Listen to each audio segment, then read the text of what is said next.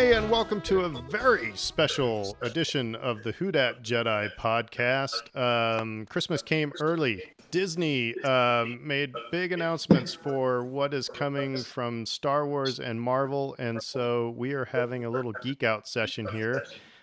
As always, I'm Aaron, and I'm with Dave and Fredo, but joining us a couple of very special guests.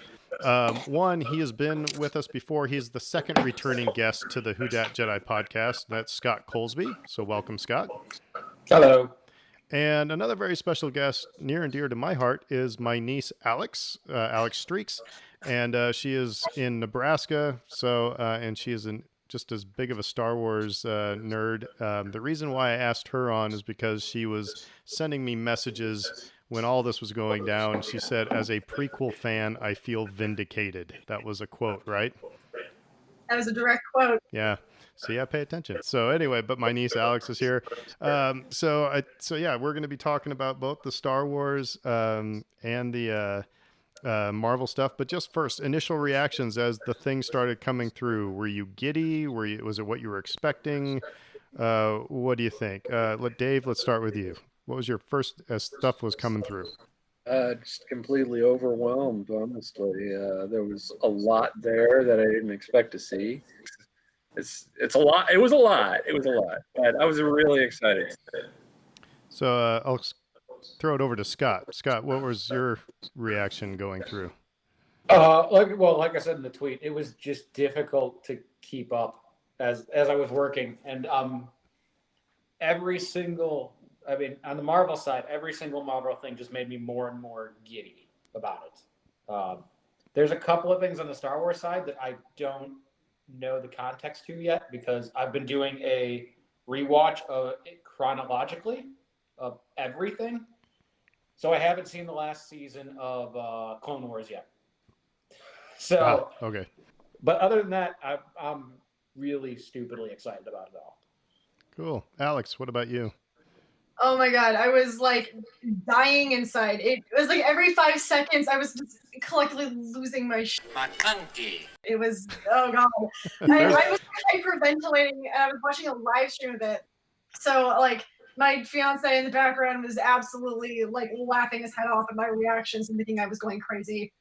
But that's another day in this house, so. Right on. Fredo? Well, yeah, kind of like everybody else. It was, at first you're like, okay, that's interesting. And then you get something else interesting, and then something else. Wow, that's neat. And I think halfway through, I was just like, this is a ton of stuff. So, what we're going to do is we're just going to run through, first of all of the Star Wars announcements. And we're not really going to give any synopsis, because I think that really, we don't know what any of these are really going to be about beyond their titles. But we're just going to run through those, and then we're going to just kind of talk about which one. Scott was giddy over everything, and so was Alex. She was giddy over everything. We're just going to find out what was the thing that made you most giddy. What was maybe the one that made you kind of go, meh, and then what you think is the sleeper out of all these. Where's the hidden hit, or maybe what was the most unexpected. So we'll just kind of roll with it. But so on StarWars.com, let's start with it. First of all, the next Star Wars feature film is going to be Rogue Squadron, directed by Patty Jenkins. And my niece, if you could see this video right now, she has her Wonder Woman bed sheets. Then we move on to the untitled Taika Waititi film. So they couldn't even give us a title on that one, but hey, whatever. And then, of course, we have Obi-Wan Kenobi with the big spoiler announcement. It's not really a spoiler. They announced it. Hayden Christensen is going to be playing not Anakin Skywalker, but Darth Vader. We'll talk about that maybe a little bit. Then we've got the Ahsoka series, and it's just a limited release, so it's not going to be an ongoing thing like The Mandalorian. But then there's also another series coming up, and that is going to be Rangers of the New Republic, and it's set within the timeline of The Mandalorian, so that will be interesting. And then we have Lando, And I hope that they change the titles of some of these, because if they don't call this the Calrissian Chronicles, they are missing. I've talked about this on the podcast before. All right, but Lando, and somebody correct me if I'm wrong, but Donald Glover is coming back for this one, yeah? Hasn't been confirmed, but you would imagine if you're bringing back Lando, you possibly bring back both Donald Glover and Billy D. Williams. So, anyway, moving on, we have Andor, and we got a nice kind of behind the scenes one on that one. So, and then we have The Acolyte. And this is going to be Leslie Headland's series. This is going to be a Disney Plus series. It is a mystery thriller that will take the audience into a galaxy of shadowy secrets and emerging dark side powers in the final days of the High Republic era. So interesting. And then we have Star Wars The Bad Batch. This is going to be animated series that is, a sequel of the Clone Wars. The Bad Batch was in that final season of the Clone Wars. Sorry, Scott, spoiler alert. But then we have Star Wars Visions.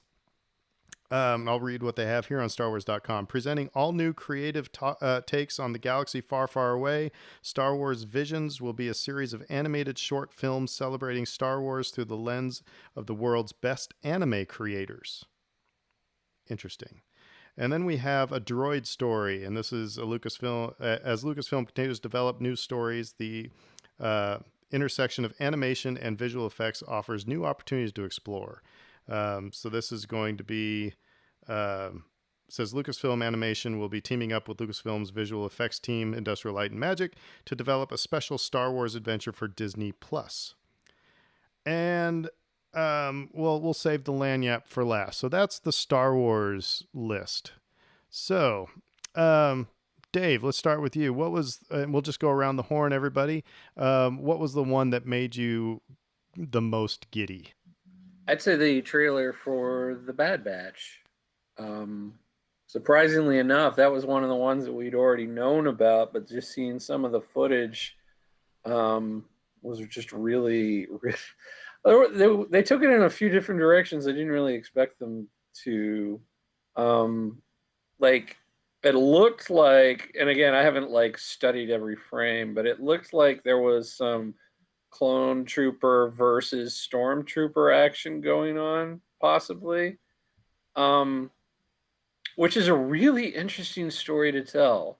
We haven't gotten that story yet of the clones being decommissioned and how that went down and whether some of them might have rebelled or what have you. So if they take it that direction, I find myself getting more and more excited for the premise. And just seeing the footage was enough to get me really hyped for it as well. Cool. Alexis, what was the one that made you lose your McClunky more than anything? For me, we knew it was coming, but Obi-Wan, because again, prequel kid. And I straight up started screaming and crying when they announced Hayden coming back. It made my entire year, I'm not gonna lie. I was really little when those movies came out, and Ewan McGregor as Obi-Wan was my first celebrity crush ever. And him getting to come back to this and then having, I don't know, I was super duper excited to see where they were gonna go with it. Although I'm hoping though that they're not gonna end up retconning stuff. I hate using that word, but they're not gonna retcon stuff with going into A New Hope. But I have high hopes for it, and I'm super duper excited that they're starting filming coming spring. Yay. So really quick, since she mentioned the Hayden Christensen thing, anybody can chime in on this. Are we surprised that they said Hayden Christensen will be playing Darth Vader?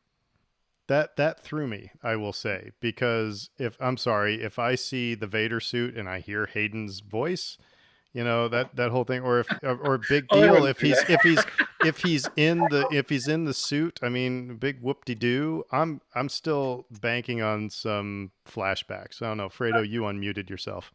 Yeah, no, I kind of went when I heard that, I was like, wow, it's interesting because we know that Hayden did wear the suit for the little brief appearance of Darth Vader at the end of episode 3, but they still got James Earl Jones to do the voice, which is understandable. And but I don't think he's been back in. They actually got a different actor for his appearance in Rogue One. So I'm just kind of surprised that they're calling him Darth Vader, and because that's not what I would have expected. I would have expected either the flashbacks that we hinted at, or we know from Episode 4 that Obi-Wan and Vader don't face off again till they're on the Death Star. So how that's gonna fit with this? Well, It leaves it open. that's to Alex's point, of retconning into A New Hope, I think. Yeah. Scott, you unmuted yourself. Yeah, so I saw an interesting theory on if it's a retcon or not. And it's based off of one line that Vader says in A New Hope. And that is, "You shouldn't have come back." Ah. Which poses that not only have they met up since Episode 3, they likely met up on the Death Star. Well, and we can't really call it retconning because George Lucas was making all this crap up movie to movie. It wasn't, his grand vision of everything. I mean, but anyway, so that is a good point, though. You should not have come back. That would make that line sit a little bit better. But anyway, okay, well, we'll have a lot of stuff to argue about because I've said before that if we see Obi-Wan leave Tatooine and leave Luke to his own, whatever, I'm distracted because Dave raised his hand on Google Meet. Do you want to say something? I'm trying to use the function so we have more of a seamless. I'm really glad I'm not a teacher anymore because that just distracted me totally. But anyway, okay, Dave, go ahead. Well, I was interacting with Chuck, who's been on the show before on Twitter briefly, and he was talking about how it'd be really weird to cast Hayden just to stick him in the suit. So I think we're going to see him out of the suit in some capacity, flashbacks or what have you. But there's something really sort of tantalizing about seeing Vader in his prime in the suit again after what we saw in Rogue One. Yeah. So, okay. So I'm going to try to keep us from going down the rabbit hole of all the things that, like, again, what Alex said, retconning into, because there's a lot of things that could go wrong. And I'll just throw this like, okay, so he would probably know that Obi-Wan is on Tatooine. Why didn't he just carpet bomb Tatooine at that point? But anyway, okay, we'll move on. Scott, what was the one Star Wars thing that made you go, ooh, cool?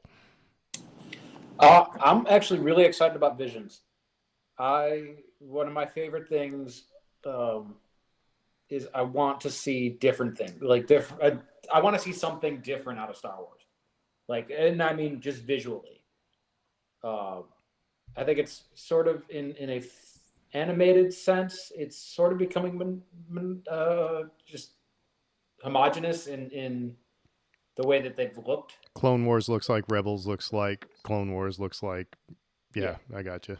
So I'm excited for that. And if what I heard was that they're going to, each one is going to be a different section of, say, Old Republic, before Old Republic, each episode is going to be in a different time.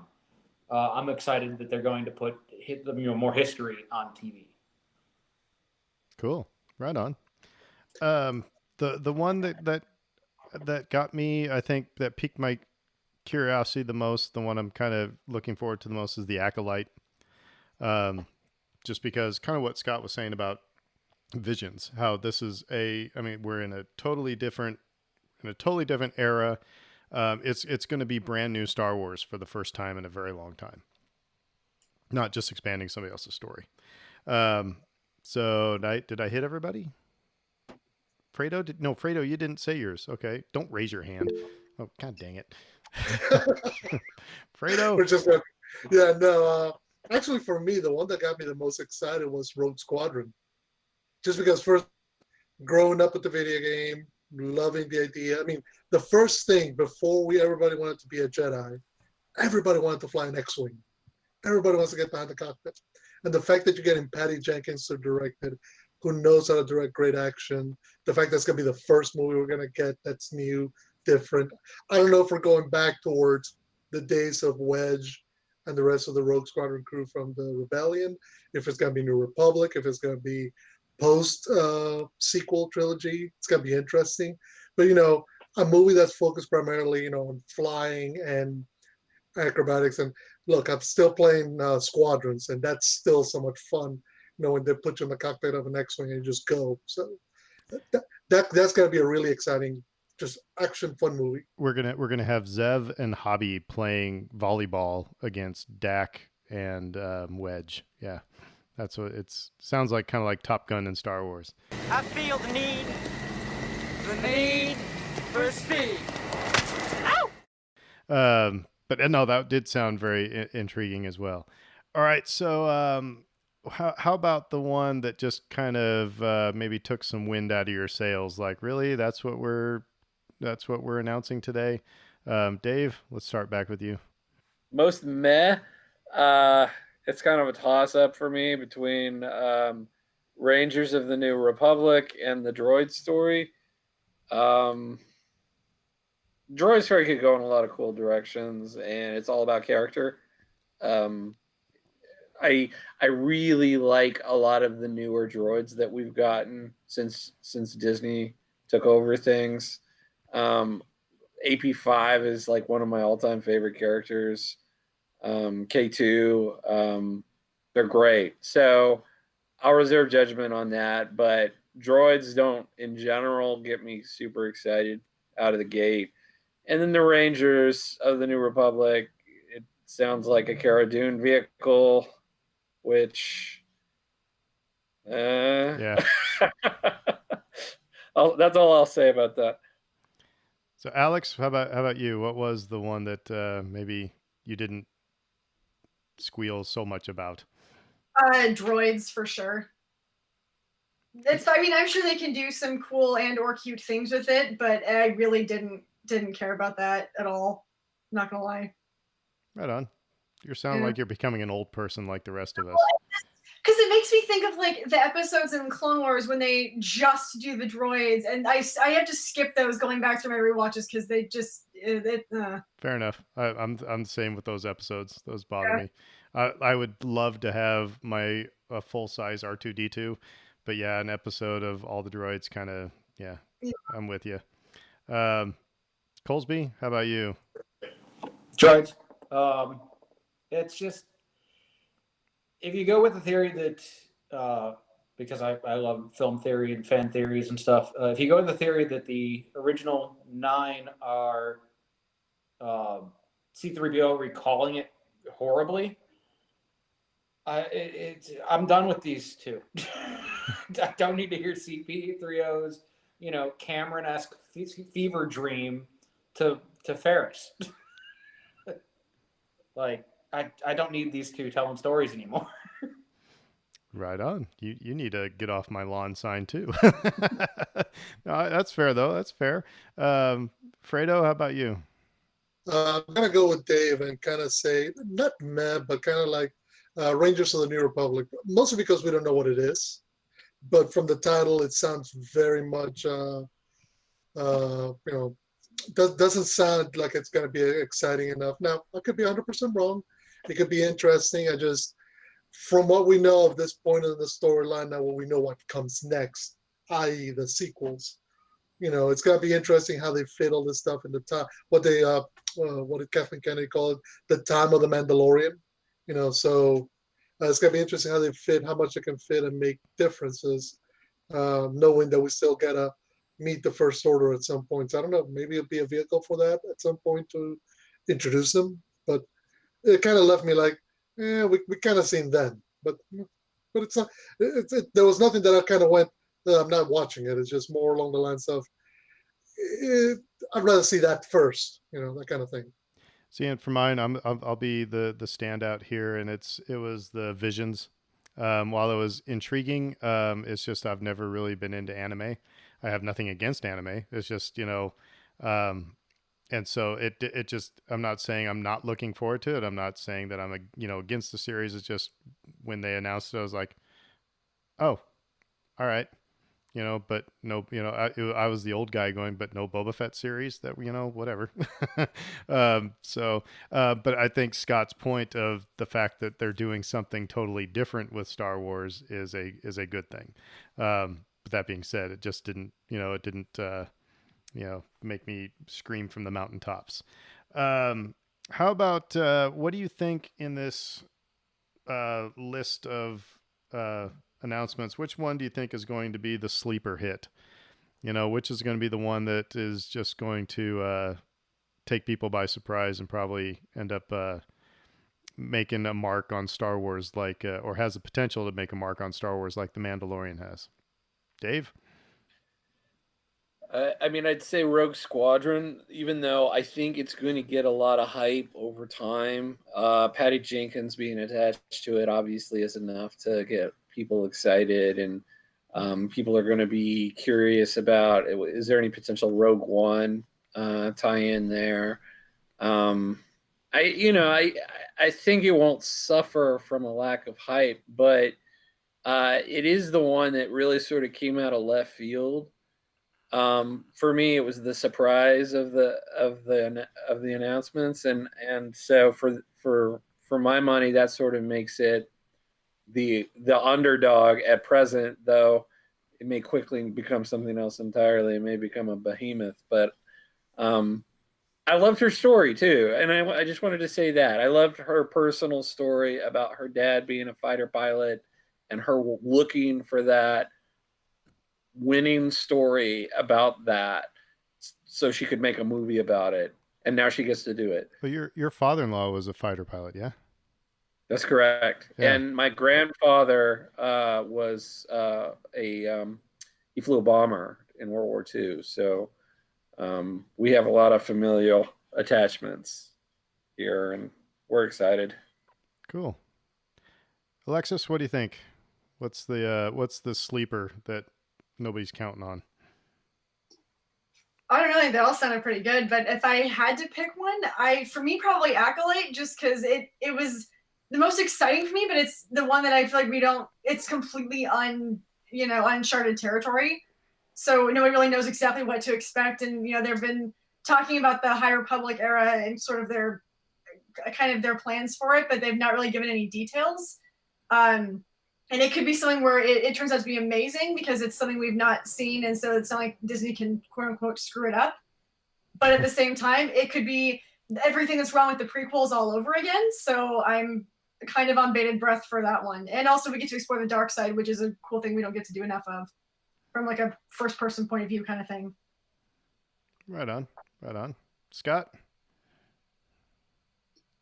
There we go. I think it depends on a number of factors, and that mainly comes down to Andor and Lando, and it depends on who's back. Because they didn't say anything about K2 being in. Yeah, Andor. that's what I noticed. They didn't say anything about Alan Tudyk, and I Yeah. talked to Alan Tudyk the day that they announced that he was going to be in it. He actually signed my Rogue One poster, and I said, "Oh yeah, and you're gonna be. They just announced you're gonna be in the Cassian series. That's awesome." And he's like, "Yeah, but they didn't make that announcement at this event. Keep going, Scott. I'm sorry. And then Lando, depending on if Donald Glover's in it or not. Either of those has the potential to be either the sleeper if those two don't come back, and then whoever they have, or if there's no K2 in Andor, that can still be a sleeper hit. Like, I'm going to judge those based on their cast, and if the casting's wrong, then that becomes my sleeper hit if it's good. Fredo, what do you think?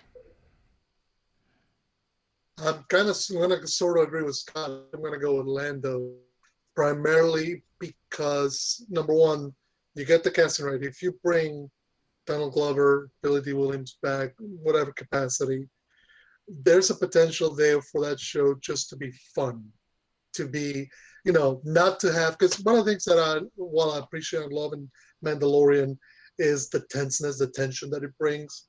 Sometimes, you want it to be a bit more lighthearted and fun. Those episodes where, you're just kind of just going on a mission. Lando, for all his complexities, can be far more fun character, a character you can just go on wacky adventures, and sometimes they'll come through. It'll almost be like like Firefly, but for Star Wars. That kind of attitude where it's you got a dynamic character you build a good cast around him, and you just let him kind of just riff on stuff. it can be quite irreverent, quite entertaining in a way that none of the other our stuff has been. Scott raised his hand. So what I want to see, what I would really love Lando to be, is Billy D telling stories about Donald Glover. Like have old Billy D at a cantina, Drinking just Colt telling stories 45. Yeah. into Donald Glover acting them out, and it's all just wrong. That is exactly what I want out of that series. Yeah, and I would think that would be fan service done well. Is if you start off with Billy D. Williams, setting the stage, and again, if they don't call it Calrissian Chronicles, then somebody needs to be fired. For me, I think the sleeper hit in here is the Taika Waititi movie because they don't tell us jack crap about it. There's something that everything else, it's like all this stuff to get us hot and heavy. And this one is just, and it's not like, everybody likes Taika. He did some Mandalorian, he did Thor Ragnarok and stuff like that. But it's not like we have Martin Scorsese doing a Star Wars. Nothing against him, but there's something they're holding back that's just going to, I think, knock us off our chairs. So, somebody actually pointed out, apparently I didn't see this except for a screenshot of it. Some of the artwork that they showed during when they were talking about the Taika movie was kind of reminiscent of the Mortis arc in Clone Wars. So that could be that could be really weird, and I could see Taika going down that road. But Fredo, you unmuted yourself. You didn't raise your hand, but you unmuted yourself. It's gonna be a running gag now. No, actually, I agree with you in some ways. Look, we have no idea what Taika's doing. It's interesting they were willing to give us titles and release dates and cast and crew information for all this stuff, and nothing for Taika's movie, which was announced before Patty Jenkins' movie was even in the pipeline or rumored. Nobody had Patty Jenkins directing Rogue Squadron, and we've known about Taika directing a Star Wars movie since about a year after Jojo Rabbit came out, when he directed the season finale of Mandalorian. So the idea that we still, a year later, not willing to reveal anything, not a release date, not a script idea, not a title, tells me it could get again, wacky and kind of go in Taika ways, and we don't know where that could be, but that could be quite exciting. So, kind of along the lines of what you're talking about here, and so this is the last thing before we move on to the Marvel stuff. Unless there's, I guess we have. Well, no, we'll save the Lanyap for the end because that's Lanyap. But what? Okay, so what was any surprises or like, hey, where's this announcement, or what were any of your expectations not met? So Dave, was there something you were expecting that you didn't hear? So Dave, nothing. Yeah, go ahead. Yeah, y'all can go ahead. Alex, were you expecting anything that didn't get announced? It's kind of like Christmas. You were expecting a present that you didn't get. Right. Well, aside from Boba Fett, no, but obviously that's still in the works, I think. So that kind of goes without saying. I was really surprised when they announced Lando because I didn't ever think that was going to happen. Now to the Boba Fett thing, I said this to you in a text.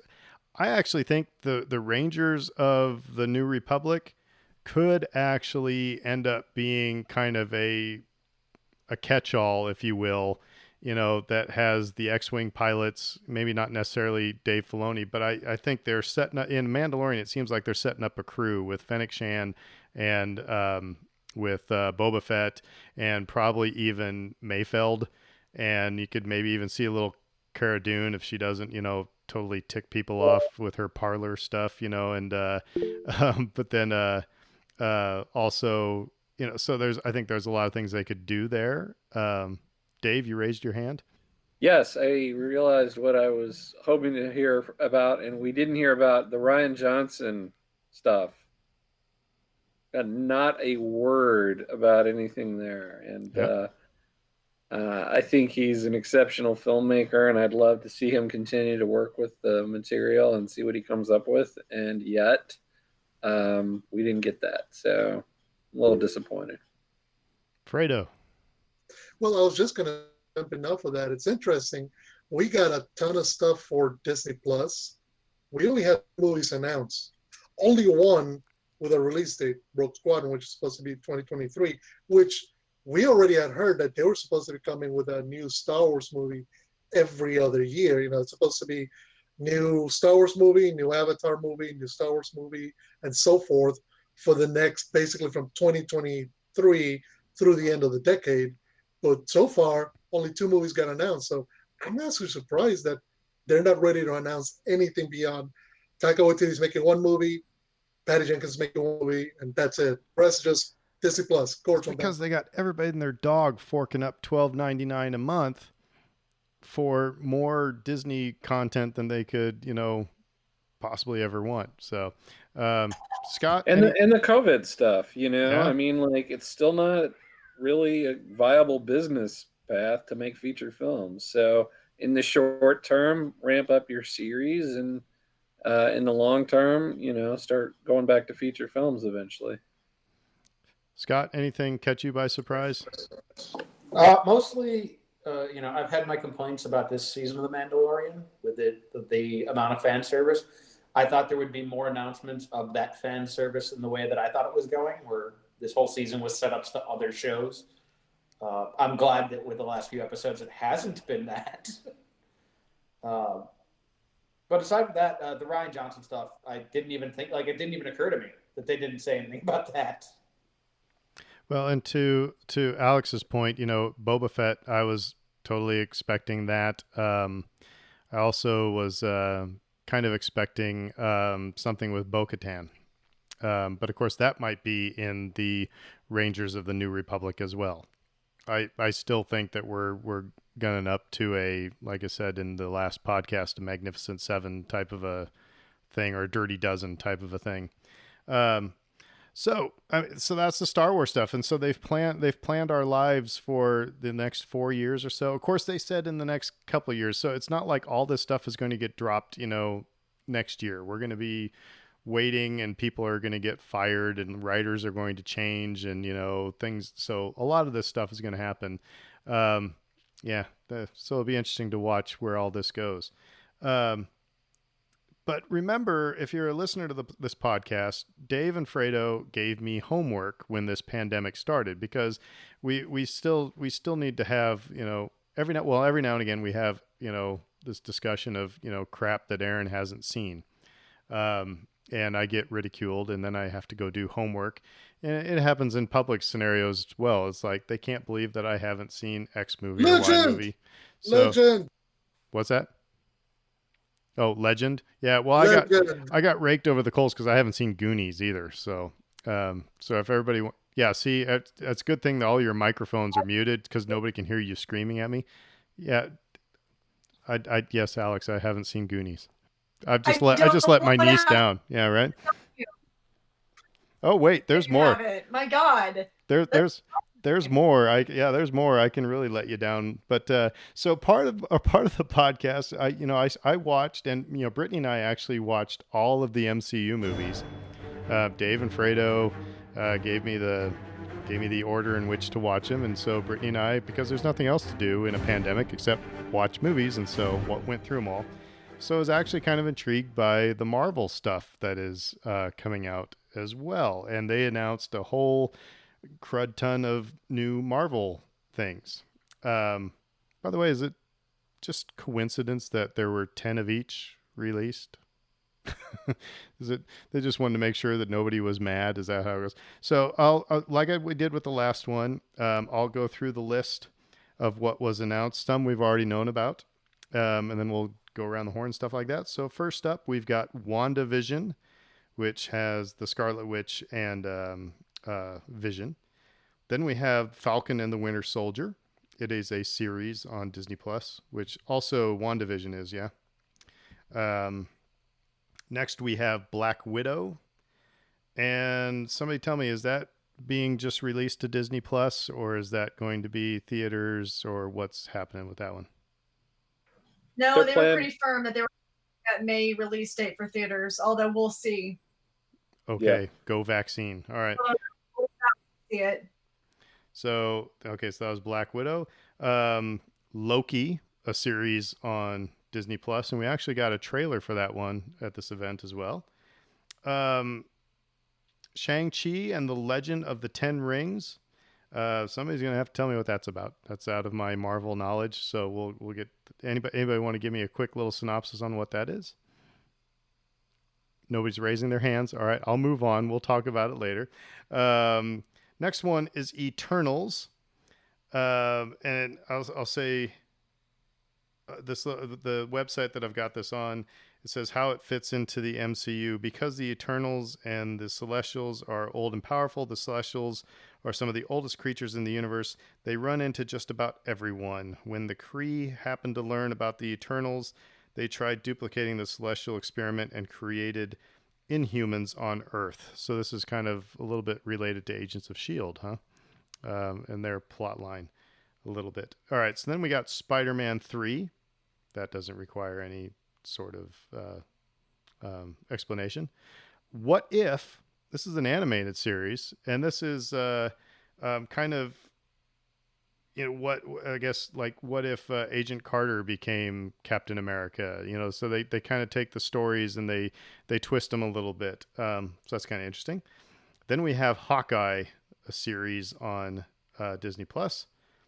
Then we have Miss Marvel, another series on Disney Plus, and Doctor Strange in the Multiverse of Madness, and that is theatrical release as well. Yeah, okay, and they're saying March 25th, so go vaccine. And then Thor: Love and Thunder, and who's directing that one? Is that Taika as well? Yes. Okay. Taika's coming back for that. And are the Guardians going to be in that one as well? Because the They're last time we supposed saw Thor, he was with them. they're supposed to be in some kind of way, but not central to the story. Okay. There's a lot of people coming back from the old Thor movies for that one.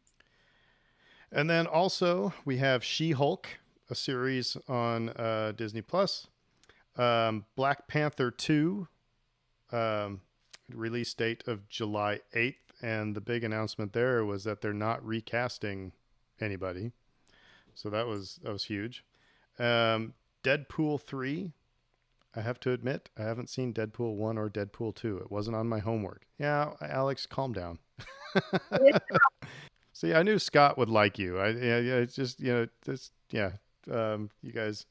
And then we also have Captain Marvel 2. And here's the interesting thing on this one is that, like, the morning actually that they released all this stuff, the morning I saw this article just on my news feed that said that Brie Larson had been replaced as Captain Marvel, and that nobody on the Avengers liked her, and the Avengers movies liked her.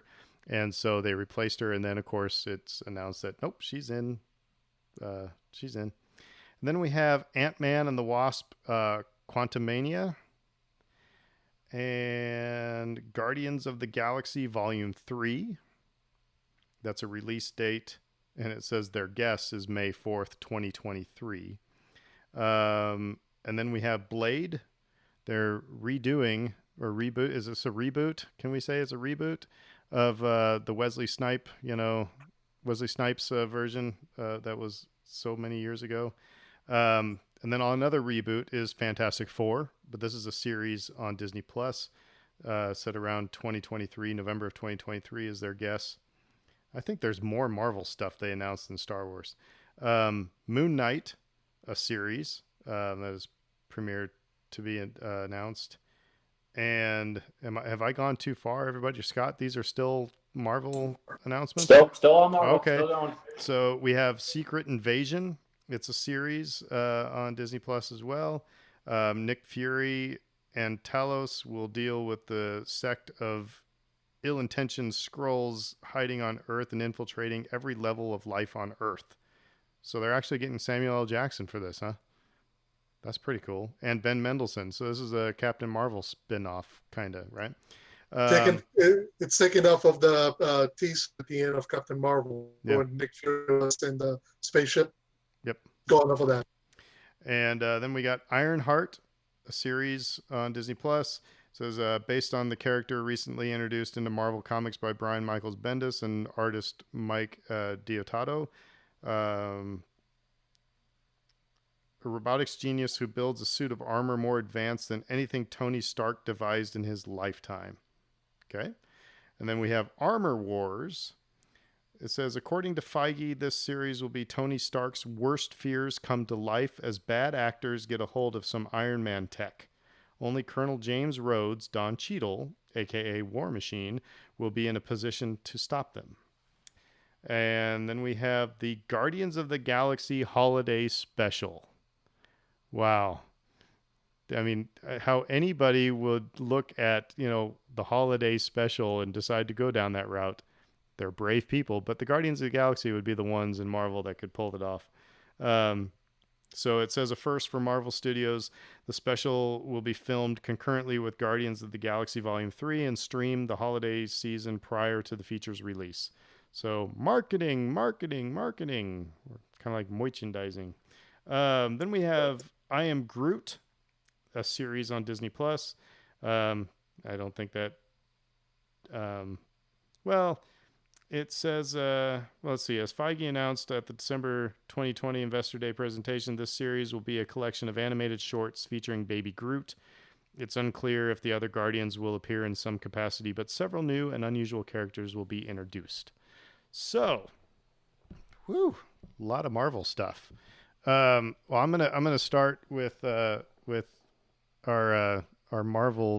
big Marvel nerds that I know are here. Scott, what was the one that made you the most giddy? Because you said it got better and better as they announced. Which was the one that just sent you over the moon? Oh, that's a hard question. I don't know. What if I already knew about Winter Soldier? Falcon and Winter Soldier. We already knew about. But Moon Knight to be fair, they were kind of rumors. They weren't officially announced. So maybe if you got a confirmation that go ahead. Fantastic Four. That's actually the one I'm most. That when they announced that was the one that confirmed. And I know me and Fredo had a bit of a conversation on Twitter about this, about who the next big bad is in Marvel, and this is the thing that sets up Galactus and Silver Surfer as being the next, when you're going to do in 10 years, when they're going to do the next big bad, that this sets that up. So yeah, Fantastic Four finally not being in Sony's hands or Fox's hands. Sorry, is the most important thing in the Marvel in the MCU. Right on, Alex. You seem to agree with Scott on Fantastic Four. Yes, I concur. They're one of my favorite characters in the comics in terms of reading. I've got a special place in my heart for First Family. So I was really, really excited to hear they were finally announcing that, and I'm really excited for any casting news if and when we get that. I didn't know that you said it was going to be a series. I didn't actually know that was going to be a movie. Did they say that was going to be a series? Well, let me scroll. That's what it said. I was reading what it said on this website. So, reading from IndieWire, from an article reporting on everything, they state Fantastic Four movie confirmed for MCU. Well, this is actually yeah. Marvel Studios Twitter says John Watts will direct the new feature film for Marvel's First Family. All right. Well, then Rotten Tomatoes, the editorial section at Rotten Tomatoes, they need a better editor. So, anyway, so that was the one that sent you over the moon? That one was, and also finally getting a release date for Falcon and Winter Soldier, because I have been on the edge of my seat for that one, and we're finally moving along with it. So that was exciting. That one yeah. Cool. All right. Well, Fredo, how about you? I'll co-sign everything regarding Fantastic Four that Alex and Scott have said. They were kind of my first comic book loves when I was a kid. I actually grew up with reruns of that 67 series, the 67 TV show, which is awesome because they're just taking it straight from Kirby and Lee and just animating it. But anyway, the other one that kind of made me, kind of ears kind of perk up was Secret Invasion. Because when you start talking Secret Invasion, that involves Kang the Conqueror. And that involves bringing all sorts of wacky time traveling, all sorts of alternate realities. It creates a dynamic for basically the end of Endgame that we saw to be messed with. Now, I doubt the MCU is going to go back and mess with anything that happened in Endgame, but the idea of somebody bouncing from one place to another, alternate, the multiverse, so to speak, that Doctor Strange also kind of hints at. Yeah, now Secret Invasion could be the way to kind of bring that into, fold that into the MCU. And if anybody ever read Jonathan Hickman's Secret War, Secret Invasion, the whole run that he went on, it gets both quite trippy and quite epic. So I hope that they bring all that into the TV show. Cool. Dave, what about you? Yeah, just a quick react to what Fredo said too. I was like, what's really exciting about most of these announcements and what really gets me most giddy is that they all sort of tie in with one another. And like if you're familiar with the source material at all, you can see where Kang could make an appearance in the Secret Invasion, but he's already announced for the Ant-Man movie. And he could end up being the big bad of this next phase, maybe not for the next couple of phases. He may not be the overarching big bad, but he may be the next big bad that we get. The Loki footage I loved that trailer so much. I was wondering if they had Mark Mothersbaugh back from the Thor Ragnarok movie to score that, because the score was incredible, really ramped up the tension. I like that. And I kind of an underrated thing with that under people's radar might be She-Hulk. Again, connective tissue, this is something that Marvel does so well, but when you announce that Mark Ruffalo is going to be back and you announce that Abomination is going to be back, I get excited. Right on. Well, and since I'm the Marvel newbie, I'm not going to share mine because it would be very elementary, and we'll just to keep things flowing here as well. How about Scott? Let's start with you. What was the one that just kind of that maybe you're not as over the moon about? Kind of took the wind out of your sails a little bit. I can do without the Christmas special.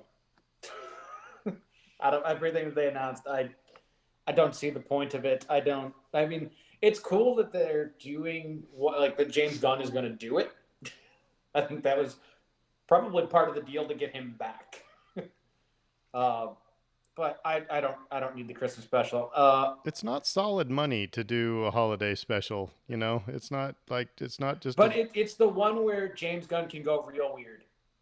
Like he doesn't. It's not going to be canonical. It's just going to be the one where he can do stupid things. Did you watch the Lego holiday special, Star Wars one on Disney Plus? Not yet, no. All right, that's kind of, we talked about that. I mean, Lego can do that exact same thing, and that's what they did. It's just fun. Don't take yourself seriously at all, But right on, fair enough. Alex, what was, of all these Marvel things, what made you kind of go, meh? 100% that Christmas special. It's cool. I'm sure it'll be funny, and it'll get laughs. But I don't know. I don't. We're already getting a movie with them anyway to round out their trilogy, so I didn't really feel like we needed it. But I mean, I'm not gonna lie. None of what they announced at all was bad to me. I'm excited for anything I can possibly get. Just I've been so starved for content lately. So, yeah.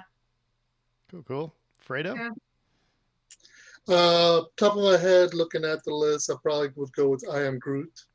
Not because I love Groot. I mean, I think it's impossible to hate Groot, but I also don't know that. I know it's animated short, so I just go like, if you put it on Disney's website or on an app, I don't think I would go chasing after it, that kind of thing.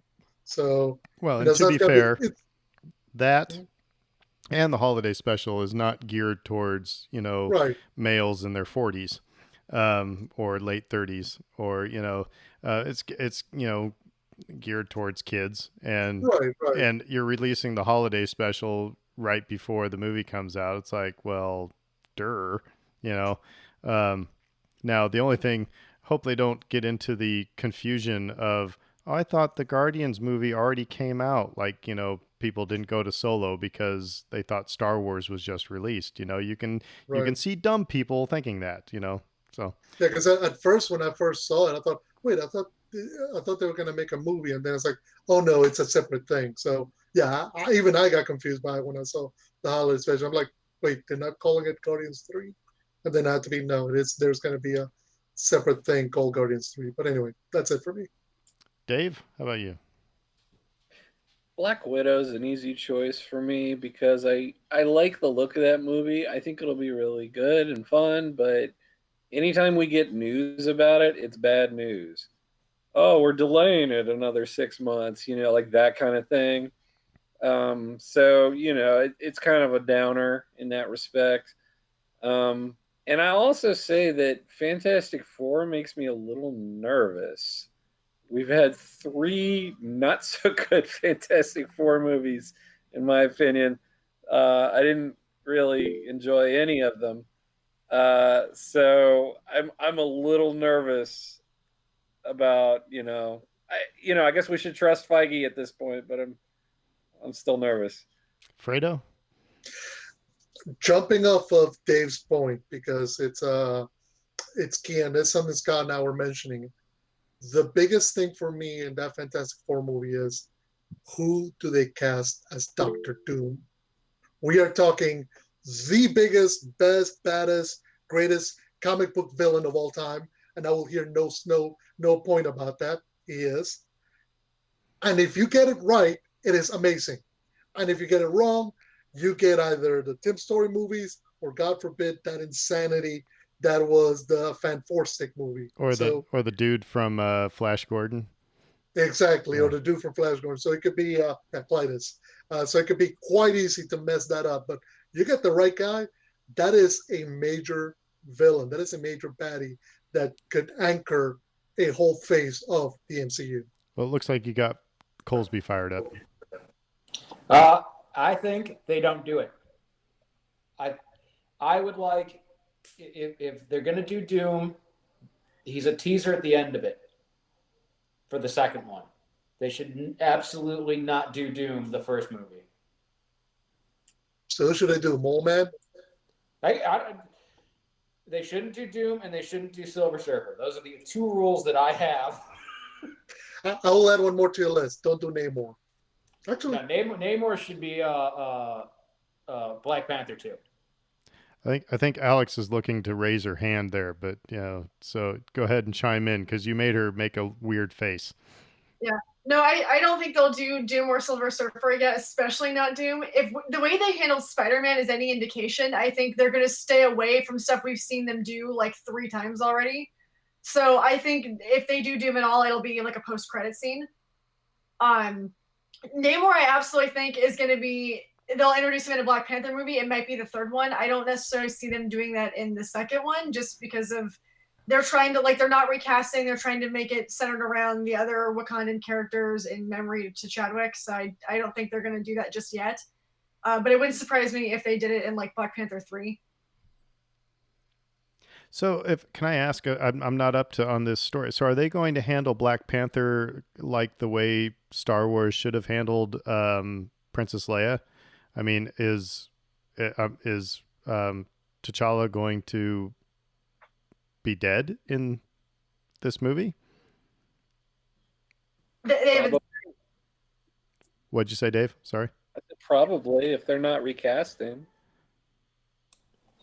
There's not necessarily a need to make him dead, because he's dropped the throne several times in the comics. And what they're probably going to do is go with the Shuri timelines of her taking over the mantle while he's doing more politicking kind of stuff. Right on. So it's going to be, where's T'Challa? Oh, he went to the UN. You're in charge now. Right on. Which again, I really think that's what they should have done about Princess Leia. I mean, they should have either sent her somewhere else, or it should have been, as horrible as the sound, killed off at in the very first scene, and let people deal that way. You mean T'Challa's got visiting his sick aunt and uncle, having on the other side of the coast? Yeah. So that's a Three's Company's reference for you people. Come and knock on our door. Come and knock on our door. We've been waiting for you. We've been waiting for you. Where the kisses are Hers and hers and his. Three's Company. So how about okay, so what's the sleeper here? It's Hawkeye, isn't it? Hawkeye's the sleeper. Hawkeye's going to be the one that's going to take all the awards, isn't it? I'm sorry, every time that I like Hawkeye's fine, but I always think of the Saturday Night Live skit, which was like the most on point Saturday Night Live skit ever. It's like, oh no, I used up all of my arrows. It's like, yeah. So anyway, what's the sleeper hit? Scott, what do you think in this list? Funny enough, I actually think it might be Hawkeye. I think Hawkeye works better on a smaller scale, like he does, and the fact that they're doing a short series with it, the fact that they're going into can't remember her name, um, his daughter taking over, or not his daughter, Kate Bishop. yeah, Kate Bishop. They're taking Kate Bishop's taking sort of the mantle of it, and I think that works better for Hawkeye, and I think that that's where they should go with it. Cool. Alex, what do you think is the sleeper hit in this list? Oh, I think it's What If. That's good. I'm so jazzed for that. Peggy is Captain Britain. Sign me the F up. Oh, I'm so excited. And like what if T'Challa like becomes Star-Lord? Like all these things. It was like, yes, yes, yes. And just in their little micro pocket of the universe. So ready for it. What if? Cool. Fredo?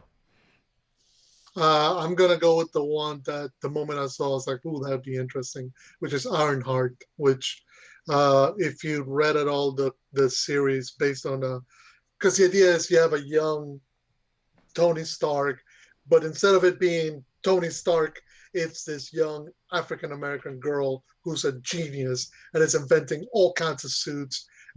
I could just see that being a gigantic hit for us. The moment I saw it, I was like, oh, they're making that. Okay, yeah, that's gonna be a hit. Because the story, the character, because she's not Tony Stark, she's not a jerk, but she's got all the genius element of him with a really fun personality. I think that one's gonna really land well. Dave, what do you think? What's the sleeper hit? The Ant-Man movies tend to kind of fall under the radar a little bit, and I really enjoy them a whole lot. So the Quantum Mania, again, there's potential for Kang being introduced there and becoming a bigger problem for this universe. I love that. Also, I'm not sure where to mention this, but I really wanted to mention it. The Spider-Man 3 casting that has been dribbling out prior to the investors meeting was just nuts. I mean, like, you're bringing back the actors and actresses from the previous iterations of Spider-Man, and like, we had Into the Spider-Verse, which was just wonderful. It sounds like they're kind of try to do something similar in live action now, and obviously it ties in with Doctor Strange and multiverses and all of that fun stuff. So, it's part of this bigger fabric. It's really exciting to think about, especially Alfred Molina. I just love him. I think the most important thing out of those announcements that came out was Charlie Cox coming back for Daredevil. That's the end all be all for me. Like, I love all the Into the Spider-Verse stuff and all the bad guys coming back from other things, and now the rumors of Tobey Maguire and Andrew Garfield coming back for their Spider-Man, but the fact that they're pulling back the Netflix stuff and doing that again is, to me, the most exciting out of those announcements. Quick question: does that mean we might get D'Onofrio as Kingpin and what's his name as Castle? They won't get Castle back because Punisher's they have a few more years still left for Punisher. They can do D'Onofrio though, and I tweeted it the other day. It's what needs to happen. He is both a Daredevil and a Spider-Man bad guy. He needs to be in that movie. Alex, you're making funny faces as they were talking about that. Do you have something to add? I hope to God they do it. Like, I didn't know they had officially confirmed Charlie Cox coming back, but that's awesome if they did, because I've been hearing all kinds of things about it, and I just didn't know if it was official yet, but that's yay. Yeah. Oh yeah. I'm so for them bringing the Netflix stuff back because it like crushed my soul completely when they pulled that. Because I liked where they were going with it, so I'm excited to see where they go, bringing it into the MCU now finally. So, Alex, I'm going to start with you since your microphone was just most recently taken off. What was the one that in this list you're like, really, that's what we're doing in Marvel right now? Of all the other things they could be doing, that's the episode they're going with. What took your wind out of your sails? Nothing at all. A little bit Secret Invasion, just because of like the massive storylines we just had. I feel like we're not quite ready for that yet, but that sounds like that might be a little further down the pipeline, I think. If they handle that well, I think it'll be cool, but they already sort of tiptoed around the Skrull invasion thing with the end of Captain Marvel, and then they brought it back again in the Spider-Man Far From Home post-credit scene. So that was the only thing right now. I'm like, it's gonna be cool and I'm excited for it, but I don't need it right now. That was, yeah, I don't know. That seemed like the most overwhelming thing to add on to everything else that they're introducing. Cool, Scott. What do you think? Same. Secret Invasion, and it's just because it seems like such a weird way to do it. Is just this spin-off kind of show with Sam Jackson and Mickelson. Like that could have been the first half of this phase. Like, you know, sort of a transition from we're going from reality to mysticism. Let's throw this little thing in there for a big bad kind of thing at the end. That's along the lines of like Ultron or something like that. Nothing too big, not Kang or not, or you could even have it have been Kang. But it just seems weird to do this short little show that's one of the most important comic book storylines that there is. Cool. Fredo, what do you think? Probably for me, the one that, again, I loved it all, but Armor Wars. Don't get me wrong, I love Don Cheadle's take on War Machine. I love the idea of another character dealing with the fallout from Tony's passing. But if in terms of the storyline, I think that's the one that's least attractive or least calling my attention at this point, just because all the other ones are just, they're brimming with opportunities to expand. This one almost feels like it's just going to be kind of doing its own little thing off on its own. And it's all right, but it's not something I'm going like, ooh, I want to see that over any of the other stuff that I got over here. Scott?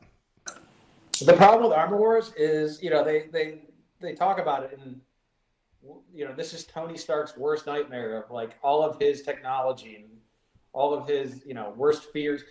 That the 10 years of the MCU has been that.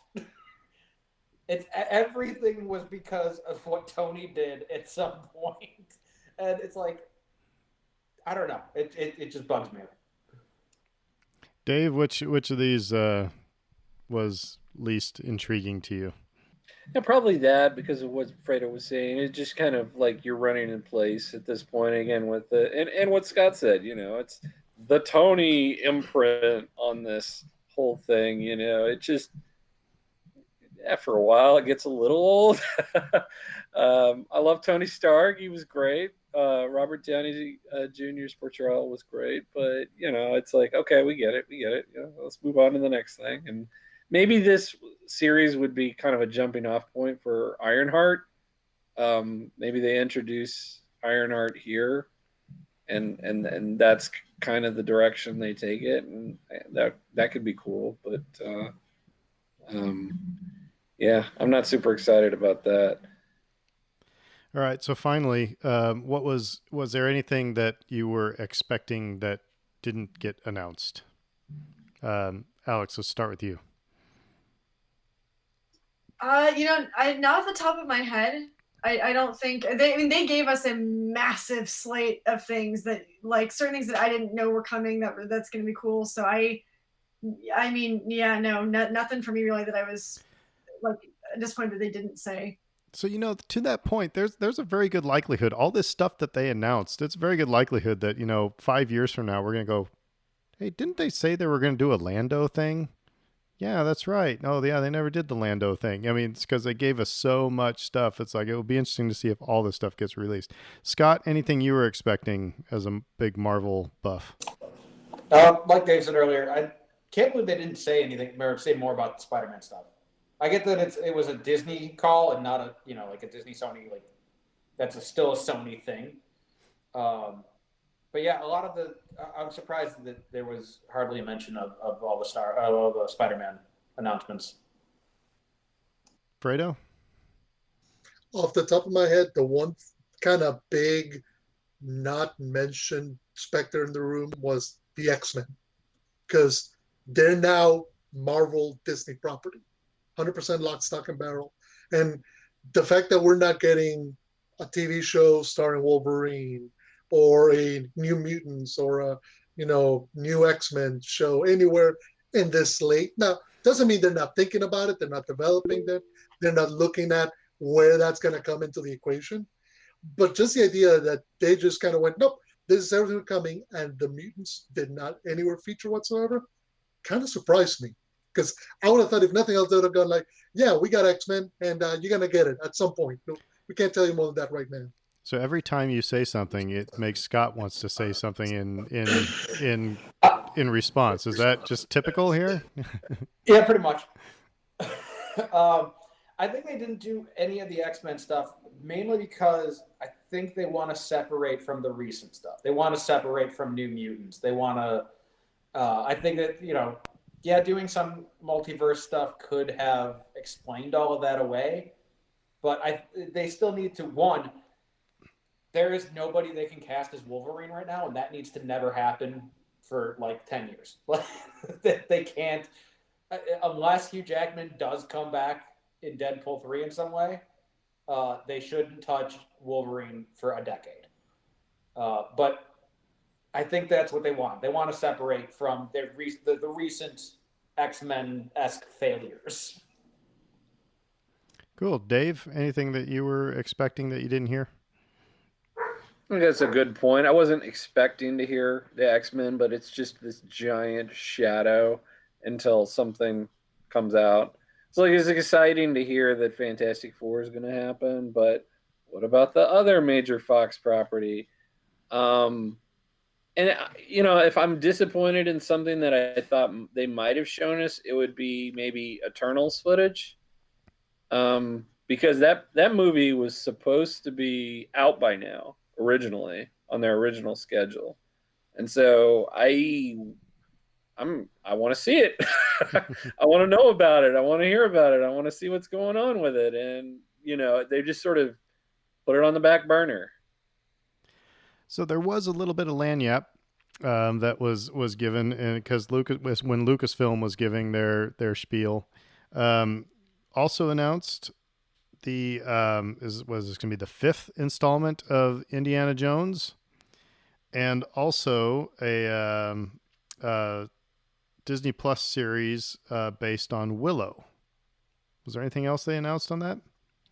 So now I can make my friends like really mad at me, and my niece even more disappointed in me. No, I've never seen Willow, and no, and actually I'm not really looking forward to another Indiana Jones movie, because let's be honest, 2 of the 4 current Indiana Jones movies just leave you really, questioning your faith in humanity. So anyway, but what'd you guys think of this little lanyap? How about Willow and Indiana Jones?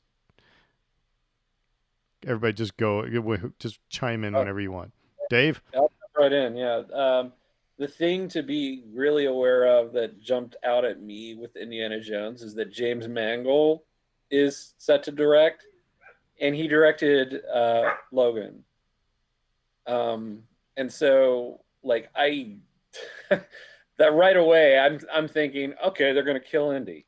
This is his last hurrah. This is it. He's going to die. He's going to pass the torch, what have you. But that's where my mind went immediately with that. And I'm like, that's an Indy story we haven't gotten yet, so I'd be okay with that. And hopefully not to Shia LaBeouf. But anyway, all right.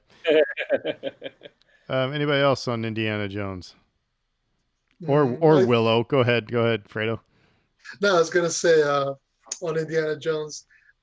Look, if nothing else, we're going to have a better final indie movie than it should have ended with Last Crusade.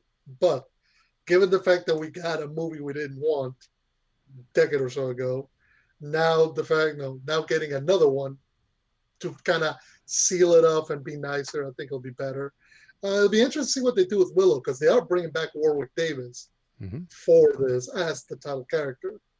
Haven't heard if they're bringing back Val Kilmer. I don't think so, but that'll be an interesting idea. So, and then the other announcement that they made that wasn't Star Wars related for Lucasfilm was that Lucasfilm is developing a movie series on the Children of Blood and Bone, which that should be awesome. That's a great book, young adult series. I'm sure Brittany, your wife, Britt was over the moon about that. Yeah. So yeah, that's gonna be interesting, and the fact that they got Lucasfilm behind it. No idea who the director is, but it should be a good product or a good project. Alex, Scott, anybody? Yeah, really excited about Children of Blood and Bone. I'd be curious to see also who they cast and who they direct. I think it'd be cool if Ava DuVernay got in on that one because that seems right up her alley. But looking forward to that as well as Willow because like I remember watching the movie when I was a little kid, and I just recently, for the first time since then, since I was like probably 6 or 7, went back and revisited Willow. So I'm like really excited. I wasn't expecting them to touch on that at all. Yeah. Otherwise. What was the other one? No, Indy 5. I'll believe that one when I see it. I don't know. They've been talking about doing it forever now, and they haven't done it. So I don't know. That's fair. Scott? So, you did raise your hand, Fredo. So I have been one of the shameless advocators of Indy 4. I understand what they were trying to do with that movie. I don't think it's a good movie. Are you flipping the Jar Jar Binks argument on me? It's like, are you going to convince me that Indy 4 is okay? I am pulling Jar. Listen, that movie cost me a TV. Indy 4 did? Indy 4 cost me a TV. I will defend it just based off that. There's a story here. There is. We can discuss that at another time. Okay, fair enough. No, I understood what they were trying to do with Indy 4. I like the idea, of doing a new one. I want to see the end of it. Like, it does need to end. It needs to end better than that one did. So with his recent problems, I would not like to see Shia LaBeouf back for it. With the news that came out this week, but otherwise, I was all up for him. Fredo, I chastise you for not raising your hand. No, I'm still not raising my hand. No, I was just going to mention right quick that the director that was attached to Children of Blood and Bone was Rick Famuyiwa from The Mandalorian. So that's not been confirmed. So, but last read an article on Screen Rant saying that's who was attached to direct it. So he's got Lucasfilm priors, and we just saw how good he can direct action on Friday. So that'll be a bad choice. So this was all Disney's plot to keep us all in our homes, to make sure that we really take, this virus seriously. If we all have Marvel and Star Wars stuff to watch, then why go outside and play? But it definitely gives the Who Dat Jedi podcast something to talk about for the, foreseeable future. So we're not going to be hurting for content that way. Scott, Alex, I want to thank you guys for joining us tonight. You were awesome guests. And Dave, you want to tell people how they can find our podcast? Absolutely. Folks can find us on Podbean, Spotify, Apple Podcasts, Google Podcasts, TuneIn and Alexa, Amazon Music and Audible, and they can also follow us on Twitter and Facebook. So until then, until our next episode, after this one, we'll be talking about the latest episode of The Mandalorian, The Believer is what it was called. So be looking for that episode coming out. So it's a special week. You get 2 of our podcasts. But until then, we will just say, who dat? Who dat? We stupid Eagles. But anyway, we will see you next week. McConkey.